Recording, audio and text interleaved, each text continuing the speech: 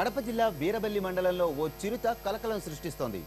చిరుత చెట్టెక్కి కూర్చోవడంతో దాన్ని ఎలా బంధించాలో అర్థం కావటం లేదు. చిరుతను బంధించి తమను రక్షించాలని అధికారులను కోరుతున్నారు గ్రామస్తులు. దీనికి సంబంధించిన వివరాలు మా ప్రతినిధి లక్ష్మీనాథ్ని అడిగి తెలుసుకుందాం.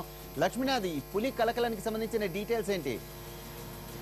వరప్రసాద్, ఈ రోజు ఉదయం 7 గంటల ప్రాంతంలో వీరబల్లి మండలం సానిపాయి అటవీ ప్రాంతానికి సంబంధించిన శివారు గ్రామాలు, అటవీ గ్రామాలైన నేటి వాండ్లపల్లె శివార్లలో ఒక చిరుత సంచరిస్తుంది. గ్రామస్తులు చూసిన చిరుత భయానికి గురై చెట్టెక్కి కూర్చోవడంతో చుట్టుపక్కల గ్రామస్తులు ఆందోళన వ్యక్తం చేస్తున్నారు. వెంటనే సమాచారాన్ని అటవీ అధికారులకు అందించడంతో చిరుతను బంధించేందుకు అటవీ అధికారులు ప్రయత్నం చేస్తున్నారు. ప్రస్తుతం వాటిని మత్తు ఇంజక్షన్లు ఇవ్వడం ద్వారా చిరుతను మత్తు గురి చేసి బంధించేందుకు అధికారులు కసరత్తు చేస్తున్నారు. అయితే నిన్నటి నుంచి కూడా చిరుత ఈ ప్రాంతంలో సంచరిస్తోందని గ్రామస్తులు చెప్తున్నా కూడా అటవీ అధికారులు అన్ని కొట్టుపారేయడంతో ఈ రోజు చిరుత కనపడడం, చెట్టుకోవడం ద్వారా చిరుత సంచారం నిజమే అన్నది వాస్తవం వెలుగులోకి వచ్చింది. దీంతో వెంటనే స్పందించిన అటవీ అధికారులు చిరుతను బంధించేందుకు ప్రత్యేక ప్రయత్నాలు చేస్తున్నారు. తిరుపతి జూ అధికారులు కూడా సమాచారం అందించడంతో వారు కూడా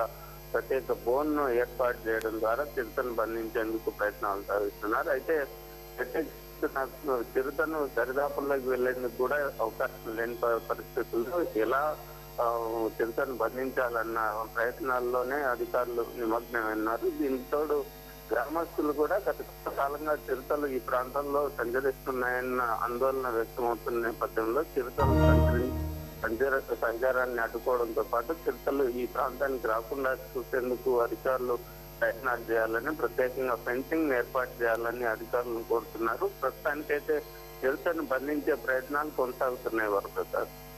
రైట్, థ్యాంక్ యూ లక్ష్మీనాథ్.